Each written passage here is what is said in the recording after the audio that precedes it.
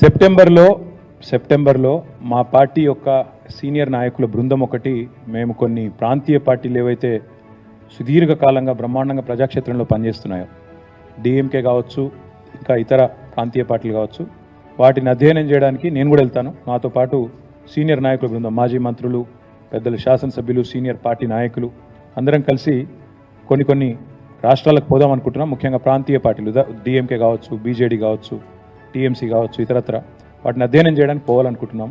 సెప్టెంబర్లో ఆ పని చేస్తాం.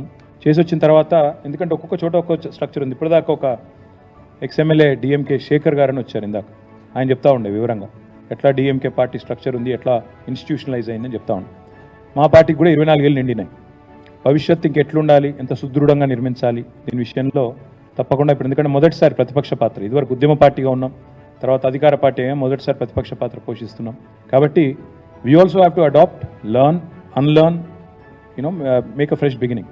తప్పకుండా అందుకే ఇతర రాష్ట్రాల్లో పరిస్థితులు, అక్కడ ఉండే పార్టీలు, వాటి యొక్క అనుభవాలు అన్నీ అధ్యయనం చేసిన తర్వాత will come out with new committees, new membership, all things that we need to do. అంటే ఇప్పుడు ఉన్న కమిటీలు ఉన్నాయి, కొత్త కమిటీలు ఏవైతే వేసుకోవాలో, ఎక్కడెక్కడైనా గ్యాప్స్ ఉంటే పూడ్చుకోవడం, అవన్నీ కూడా సెప్టెంబర్ తర్వాత చేస్తాం. మంచి ఎక్కడున్నా నేర్చుకోవడం తప్పే ఉంది. డెఫినెట్గా Telugu Desam party and YSRCP party రెండు కూడా రీజనల్ స్ట్రాంగ్ పార్టీస్.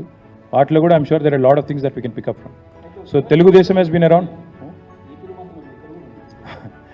40 years నుంచి ఉంది తెలుగుదేశం. తర్వాత మన వైఎస్ఆర్సీపీ కూడా I think it's about 15 years old now. So I'm sure there are things that we can learn from them as well.